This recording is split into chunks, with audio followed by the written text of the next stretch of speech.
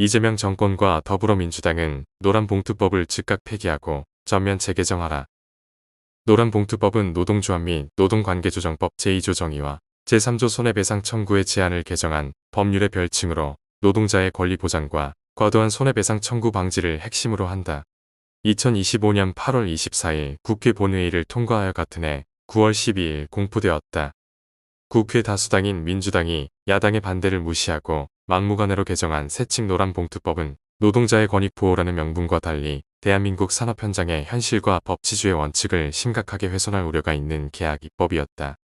우선 원청기업의 대표가 직접적인 근로계약 당사자도 아닌 하청업체 노동조합과 임금 및 단체 협상을 해야 한다는 것은 근로계약의 기본 원리를 무너뜨리는 것으로 현행 근로기준법 체계와 산업 현장의 현실을 무시한 비현실적 입법이다.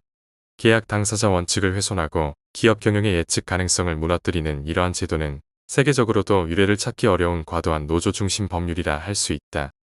그러니 지난 3월 10일 노란봉투법이 시행되자마자 하청회사 노조가 원청회사에 대고 최고 경영자 나와라 하고 소리치고 있다.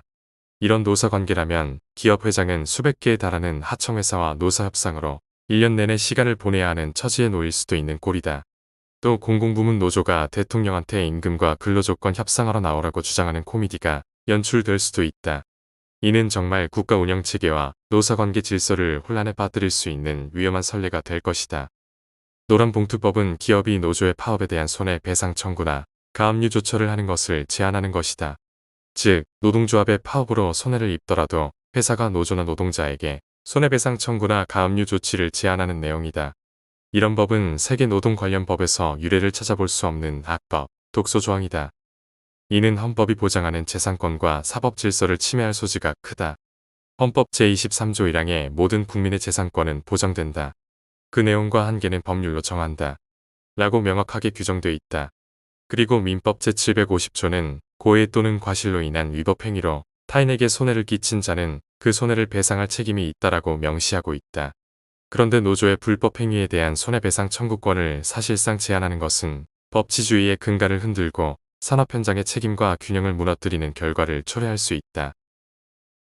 대한민국의 노사관계 현실은 이미 세계적으로 악명 높은 수준의 파업 일수와 강성 노조의 구조로 되어 있다. 한경연 자료에 의하면 2009년부터 2019년 과거 10년간 파업으로 인한 임금 근로자 1000명당 연평균 근로 손실일수를 산출한 결과 한국은 38.71이었다. 미국은 7.21, 일본은 0.21로 한국은 일본에 비해 193.5배, 미국보다는 5.4배 높았다. 프랑스 35.61보다도 많다. 이렇게 파업부터 하고 보는 습관적 파업 본색을 지닌 노조의 노란봉투법은 파업의 날개를 달아주는 꼴이다. 한국은 노동자 파업 천국이 될 것이 분명하다. 결국 한국 기업들은 1년을 11개월만 일하는 처지에서 세계의 초일류 기업들과 경쟁하며 생존을 위해 고군분투하고 있다. 이러한 상황에서 노조의 파업과 경영 간섭을 강화하는 입법은 기업의 경쟁력을 약화하고 산업 현장의 갈등을 더욱 확대할 우려가 크다. 더욱이 사용자 방어권이 제대로 갖춰져 있지 않아 노조의 무분별한 투쟁에 대한 기업의 대응 수단이 마땅치 않은 상황이다. 따라서 과도한 노사 갈등과 경영 불확실성을 견디지 못한 기업들이 해외로 생산기지와 본사를 이전하는 사례가 증가하고 있는 것도 엄연한 현실이다. 기업이 떠나면 일자리가 사라지고 일자리가 사라지면 국가 경제와 국민의 삶이 흔들린다.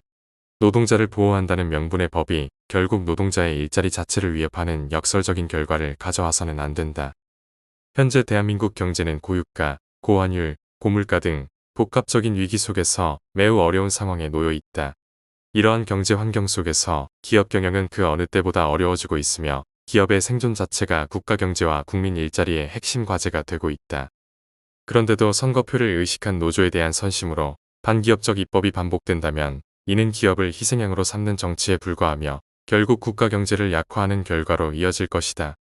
기업이 무너지면 일자리도 사라지고 국민 경제도 함께 흔들릴 수밖에 없다.